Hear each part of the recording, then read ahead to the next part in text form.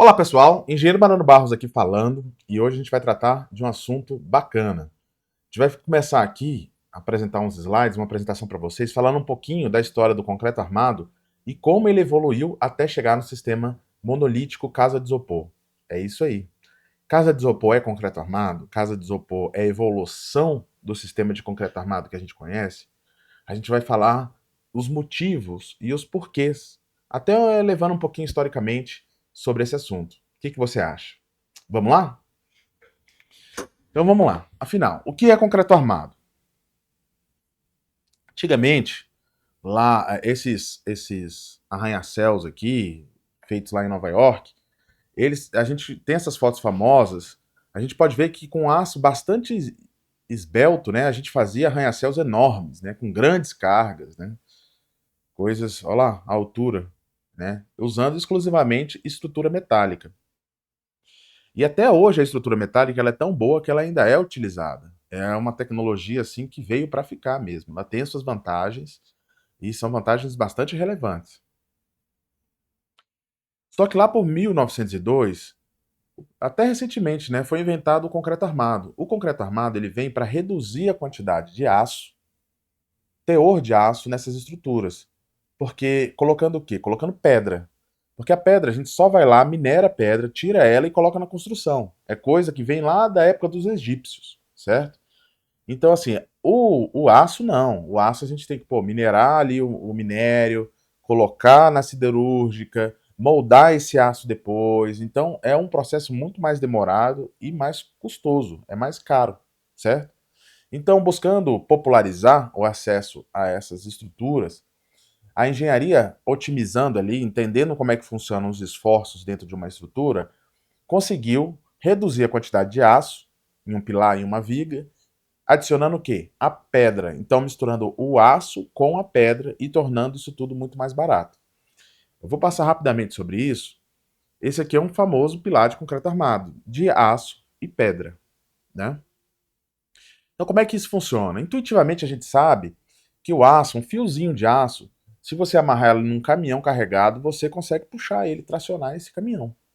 Um pedaço razoavelmente fino de cordão de aço, porque ele é excelente para suportar trações, né? Então, assim, esse aço, a gente pode, misturando ele com a pedra já tem outra propriedade. Ela é excelente para suportar compressões. Então a gente sabe que para esmagar um pedacinho de brita, pedra pequenininha, eu teria que colocar ali algumas toneladas em cima daquela pedra para ela chegar a romper, porque ela é excelente para isso. Então, se eu aliar essas duas propriedades no mesmo material, que no caso é o concreto armado, seria excelente, né? Tanto as trações quanto as compressões. Vamos ver como é que isso funciona. A gente tem aqui uma viga de concreto armado aberta. A gente já mostra, já vê que o aço está pelas laterais, está pelas bordas dessa viga, né? No meio mesmo só tem esses estribos. Mas o aço que tá mesmo é aqui, ó, nessa linha, né? O aço estrutural dela mesmo, né? E aqui é o aço com a pedra, é uma viga já cheia, certo? E como é que isso funciona? Sim, o concreto armado é tão bom, mas nada é tão bom que não possa ser melhorado. Então, como é que isso funciona? Aqui numa viga, se eu colocar essa força, que na verdade está assim, né, vindo de cima para baixo, você vê aqui que ela está comprimindo a parte de cima da viga. A parte de cima da viga tá apertando, comprimindo. Então, se eu fizer isso aqui, ele está fazendo isso aqui, né? Ó, esse movimento. Então, está comprimindo a parte de cima. E embaixo está tracionando, ó. Tá abrindo embaixo. Ó, esses dois esforços aqui estão tracionando. Então, o que acontece? Aqui em cima, onde ele está comprimindo, eu tenho pedra. Ó. Essa parte cinza aqui representaria o concreto, que é a brita misturada com cimento, né, formando o concreto, areia, né, formando o concreto. Eu tenho a pedra. E embaixo eu tenho o aço, olha o fiozinho de aço aqui, suportando a tração. Então, se eu fizesse o inverso com essa viga também, botasse uma carga embaixo, sai um coraçãozinho. Mas enfim, se eu colocasse Se eu fizer isso aqui com a mão, acho que sai um coraçãozinho. Deixa eu ver. Eita lá, eu tô apaixonado pelo concreto armado, gente. Isso aqui é lindo de ver. Mas assim, embaixo ele tá comprimindo, certo? Então, aliás, embaixo aqui ele está tracionando. Ele tracionando, eu tenho o aço, e em cima ele está comprimindo. E comprimindo, eu tenho a pedra. E o contrário também é verdade. Se eu botasse uma força embaixo, embaixo ele estaria comprimindo, em cima ele estaria tracionando, certo? Só que isso aqui é assim que ele funciona o concreto armado. Mas só que tem uma coisa, isso aqui funciona como uma espécie de casca de ovo.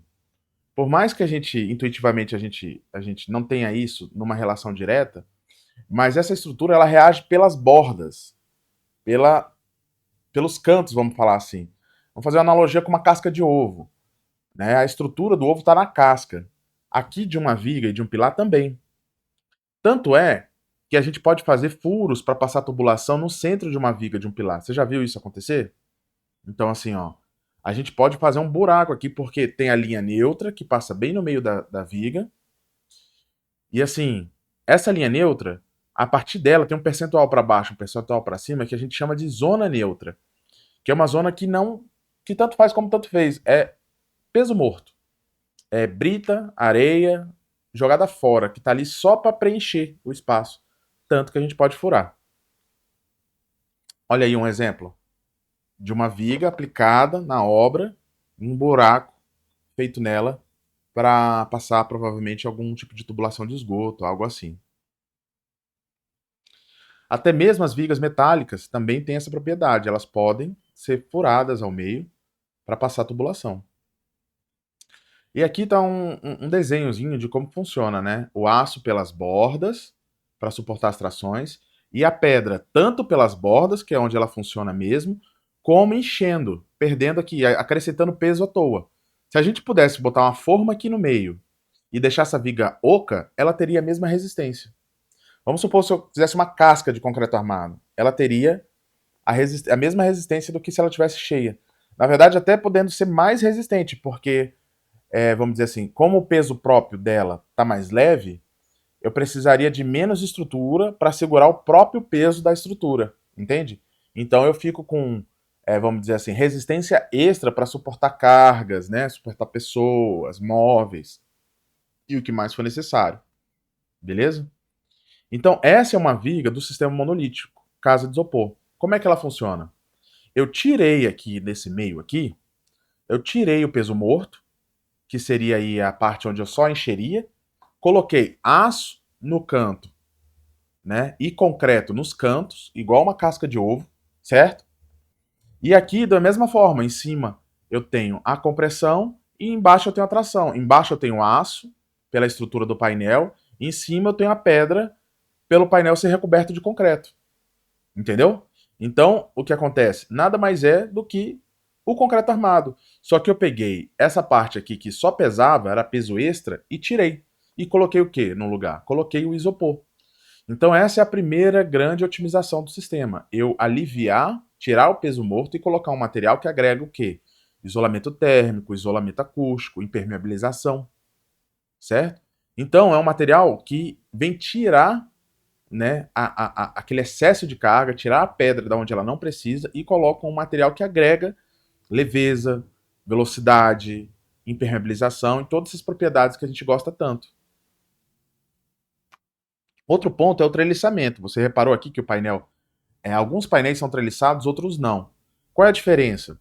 O painel treliçado, eletrosoldado, eles, com a mesma quantidade de material, ele chega a ganhar até 30% a mais de eficiência na armadura. Então ele ganha mais eficiência na armadura. O painel, ele pode ser paralelo? Pode, tá? O painel ele pode ser paralelo. Só que ele vai ter que gastar um pouco mais de aço. O arame desse painel treliçado pode ser um pouco mais fino do que do painel se ele for todo paralelo. Se você for ver, a viga é paralela, né? A viga é paralela, então o painel também pode ser paralelo.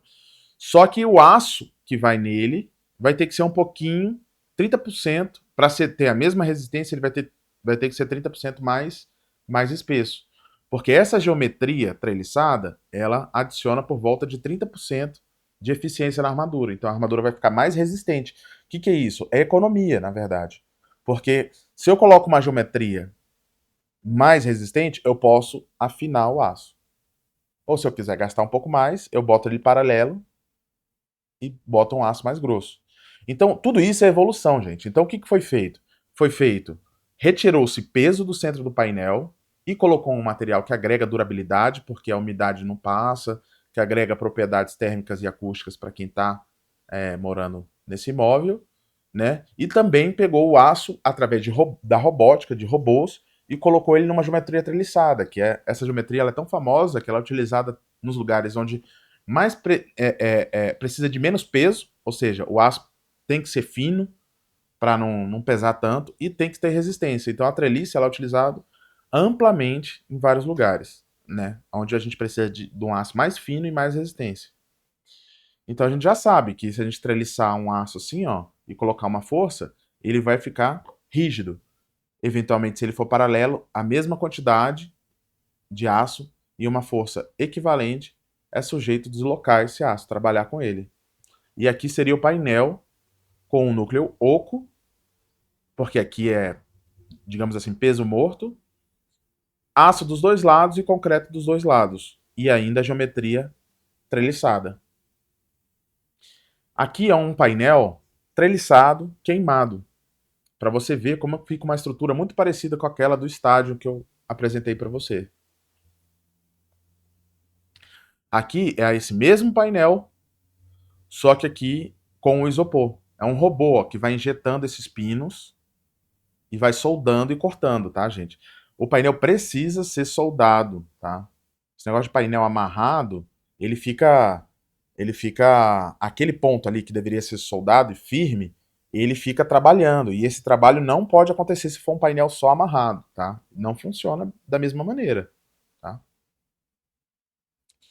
Então, muita gente fala, ah, mas isso é novidade demais para minha cabeça. Não é, gente. Olha aí, essas lajes pré-moldadas aqui de isopor, a gente já usa na laje das casas há muitos anos, certo? Há muito tempo. E aí, o que acontece agora? O nosso sistema é basicamente essa laje que a gente já usa em vários lugares, já conhece ela em pé. Mas só que aqui eu tenho aço de um lado só. No painel eu tenho aço dos dois lados. Então, o painel lá atrás, ó, tá dando para ver, eu tenho aço nos dois lados. Então é a mesma tecnologia que se utiliza na laje, praticamente a mesma, com uma evoluçãozinha a mais. Então aqui é só um resumo, né? Em geral, é 1 centímetro de massa do isopor até o aço e depois 2,5 centímetros de massa depois do aço, porque isso aqui é normatizado para proteger o aço, tá bom? O aço precisa ter um comprimento mínimo de, de concreto, tá? Então a gente tem mais resistência, com menor peso e investimento, em armadura, em concreto. Imagina, eu ter aí praticamente 50% a menos ou 40% a menos de uso de, de areia e cimento. Então, assim, é relevante. É relevante. Tanto para a sustentabilidade, né, que a gente está falando aí de minerar, tirar isso da natureza. A produção do cimento também gera resíduo industrial. Então, tanto para a sustentabilidade quanto para a economia geral da obra é importante. Nos dias de hoje a gente tem essa economia. E assim, a gente também tem redução de tempo, né? Como a coisa vem pronta, não preciso fazer forma, não preciso concretar, a coisa vem praticamente pronta para mim. Eu não uso tanta madeira, por exemplo, né? Então isso também é muito relevante. Então, pessoal, esse é o vídeo de hoje. Eu espero que você tenha gostado. Se gostou, manda uma curtida. Eu vou fazer uma sequência de mais vídeos como esse, com apresentações, apresentando um pouco melhor tecnicamente o sistema para você. E vamos em frente que tem muita novidade, beleza? Um forte abraço, comenta aí sua dúvida, à medida do possível eu vou responder e até o próximo vídeo.